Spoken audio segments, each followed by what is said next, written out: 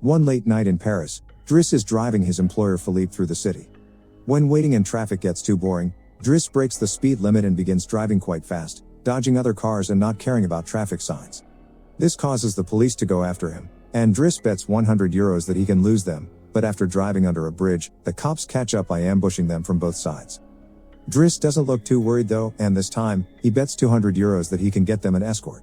The cops make him leave the car and he starts acting then, behaving offendedly and telling them Philippe can't move and he was taking him to the hospital. The officers find proof of this when they find the wheelchair in the truck and, when approaching Philippe, they see him convulsing, which is also an act. Seeing as it's an emergency, the cops forgive Driss for breaking the speed limit and offer themselves as escorts on his way to the hospital. To celebrate winning the bet, Driss plays September by Earth, Wind and Fire, and when they arrive at their destination, he shares a smoke with Philippe as soon as the cops are gone. Driss promises he'll handle it and drives them away just before the hospital staff could find them. This friendship began many months ago. Philippe and his assistant Magali are holding interviews to find a new caretaker for him, but it isn't going too well, because all applicants have very standard or awkward answers to their interview questions. But they're suddenly surprised when Driss storms in, ignoring the fact it isn't his turn quite yet, because he only wants some papers to be signed saying they won't hire him so he can get the unemployment benefits. He's blunt and a little rude, even hitting on Magali, but Philippe finds him amusing and asks him to come back the next day for his signed papers. Driss goes back to his home in a humble neighborhood and tries to take a bath while all his little siblings bother him, only managing to get it done in time thanks to his sister Mina, who is a bit older than the others and more responsible. While waiting for their mom to arrive, he looks through the window and notices his brother Adama getting out of a suspicious car. When the boy enters the apartment, he just says he was at school and leaves again after grabbing his bag, causing Driss to be even more sure that he's up to something. In the evening, his mom arrives, and he gives him a Fabergé egg he stole and tells her he's been away on vacation when she asks. She isn't happy to see him though, because he disappeared for 6 months and never called, and now he's shown up out of nowhere as if her home was a hotel. As she's absolutely done with all his lies and she has other children she has to take care of, she kicks him out and tells him not to come back. Driss spends the night having a smoke and some snacks with some neighborhood friends. The next day, Driss goes back to Philippe's house for his papers, and he's received by the housekeeper Yvonne, who shows him around the place and tells him about Philippe's daily routine. She also shows him the room he would get for himself with his very own bathroom. Driss can't help staring at the bathtub before he's dragged to see Philippe, who offers the signed sheet of paper but also a job opportunity. Driss accepts the 1-month trial, and Philippe tells him he bets he won't last 2 weeks. After bringing his things to his room, Driss is taught how to take care of Philippe. He must learn how to keep his legs stimulated, how to put him in the wheelchair, how to help him shower and change his clothes. Things get awkward when Driss discovers he must put on him some high stockings and even clean his butt after Philippe uses the bathroom, but no matter how much he complains and says he won't do those chores, he ends up accepting them as part of his job. Later in the evening, while he's enjoying a snack on the roof, he's interrupted by Philippe's daughter Elisa and her boyfriend Bastien, who are looking for a private place to make out, and he kicks them both out after refusing to share his beer. Driss quickly gets used to the daily routine with Philippe, even if at first he does make some mistakes he learns from, like handing the phone to Philippe instead of putting it on his ear or forgetting the baby monitor while having a bath. He also learns to organize his mail in different folders, most of the letters he opens for Philippe, but there's a series of private ones he isn't allowed to look at. When he finds a flyer promoting female escorts, he decides to start a file just for those instead of throwing them in the trash as Philippe says. It's not all work in this new life though. Driss still makes sure to have a good time. He keeps trying to hit on Magali to no avail, and sometimes calls escorts to join him in bed. One morning, after Yvonne comes to his room to scold him for being late, she finds some dangerous weapons in his bag, but she doesn't comment on them yet. Driss' work today is to drive Philippe around, but he refuses to put him in the back of a van as if he was cargo, so instead, he takes him on one of the fancy cars that don't see much use. Philippe, who first thinks this isn't suitable and says they should be pragmatic, is soon getting excited at the idea of a faster, less boring ride, although Yvonne still disapproves. When they try to leave the building, there's a neighbor parked at their entrance, ignoring the sign on the door that says it's forbidden. Driss wastes no time and goes after the guy, grabbing him by the front of his shirt and threatening him until he moves the car. Philippe is impressed by his actions, but Yvonne, once again, disapproves. The pair goes to a museum, where Philippe is planning to buy a piece of artwork that Driss considers not worth the money because it's just a red blotch on the canvas. Afterward, Philippe meets with a relative of his, who tells him everyone is worried about Driss since he can be violent. He's also discovered he has a criminal record, but Philippe doesn't care. He appreciates Driss because he doesn't pity him and doesn't mind joking around with him. After another failed attempt at hitting on Magali, Driss has dinner with Yvonne in the kitchen while listening to Philippe dictate a letter to Magali. Claiming it's a private conversation, Yvonne turns off the baby monitor and proceeds to explain what's going on. Philippe is pen pals with a woman called Eleanor. Those are the letters he didn't let Driss open. But he's never met Eleanor in person. Their relationship is purely epistolary. Speaking of love, Driss teases Yvonne for the looks the gardener gives her all the time before going to bed. He's trying to sleep when he hears some weird sounds coming from the baby monitor. Philippe is having trouble breathing. Not being capable to ignore him even if he tries, Driss goes to his room and gently guides him through the attack with soothing words and a wet cloth to wipe his face. Philippe eventually falls asleep, only to wake up again moments later, saying he needs air.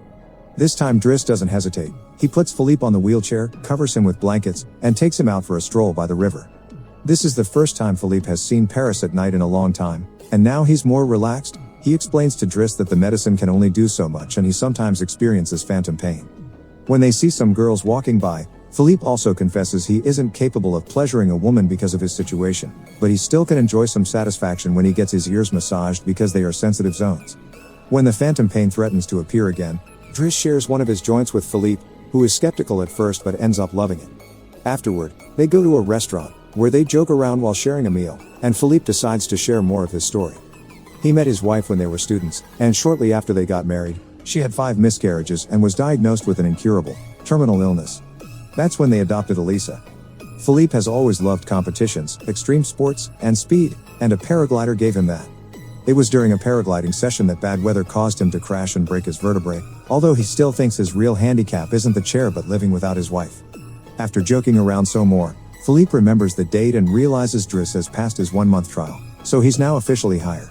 But he needs to start by bringing back the Fabergé egg he stole because it was a gift from his wife. She would give him one every year, and he has exactly 25, matching their time together. The next day, Driss goes to talk to Mina when she's leaving school, who is a bit offended because he hasn't been answering her messages except to ask her to look for the egg. She also tells him about some cops that have been calling their home. Afterward, he visits Adama, who confesses he was found with 30 grams on him. Driss wants to take him to lunch, but Adama refuses and instead gets in the same suspicious car from before. Later on, Driss is allowed to be present while Philippe dictates his letter for Eleanor to Magali.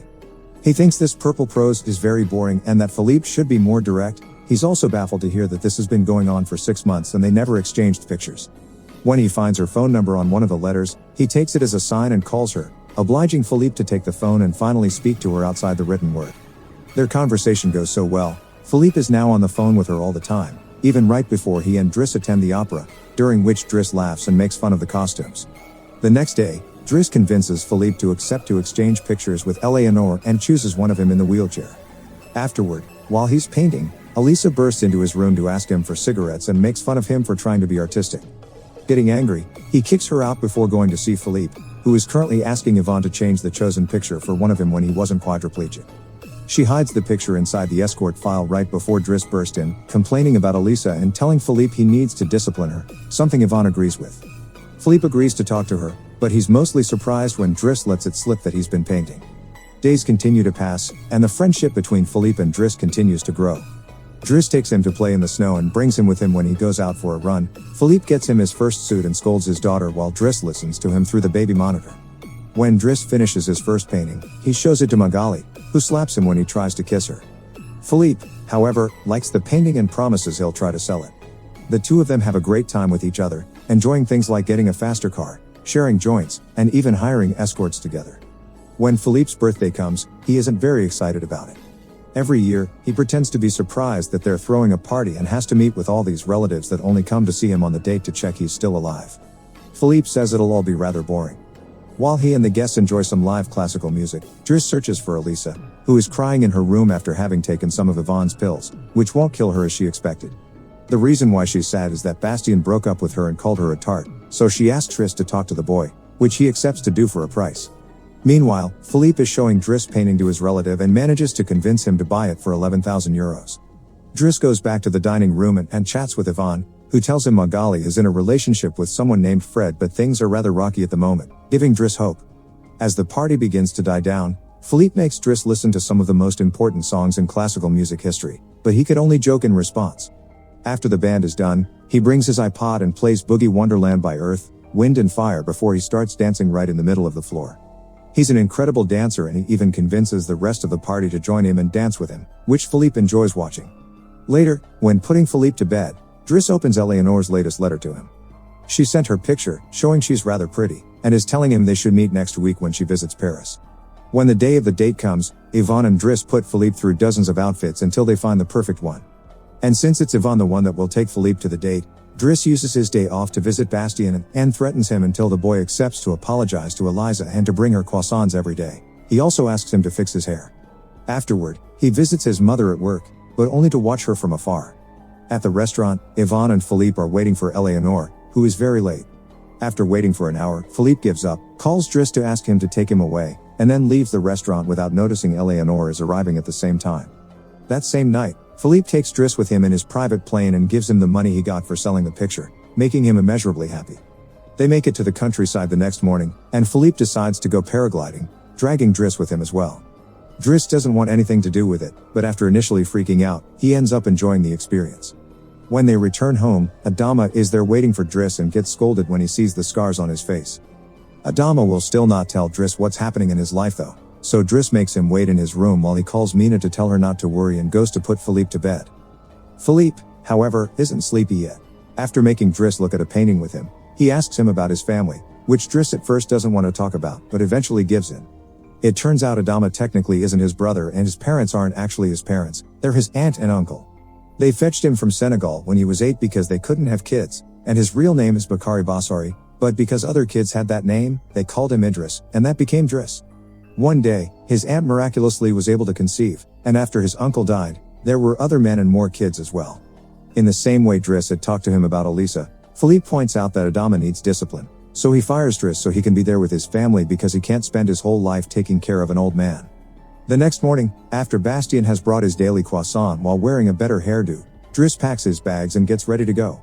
Magali comes to say her goodbyes, and when Driss tries to hit on her one last time, Magali introduces him to his significant other Fred, which is short for Frédéric. Turns out Magali isn't interested in men, and Driss gives up on the spot. On his way out of the house, he gives the baby monitor back to Yvonne and teases her for having lied to him about Magali just to mess with him. In return, she gives him the escort file he had started, and he's disappointed to find the picture he had chosen is hidden there. Driss throws away the file, but he keeps the photo for himself. Once outside, he finds a car once again blocking the entrance, so he asks him to move away even if he doesn't work there anymore. When Adama calls him out for it, Driss says it's a matter of principle.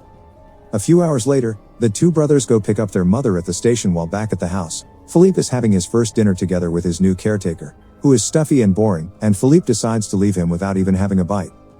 Since Yvonne is out on a date with the gardener, nobody is there to scold him for it. As days pass, Driss goes back to his old life. He hangs out with his old friends again and tells the guys from the suspicious car not to bother Adama anymore. When he goes to an interview he doesn't have enough experience for, he manages to win over the employer by calling himself pragmatic and using all the art knowledge he acquired while working for Philippe. This lands him a job as a driver. Philippe continues to dislike his new caretaker and is in a constant bad mood. One night, he refuses anyone in the house to help him with his phantom pain, so Yvonne calls Driss and asks him to come over.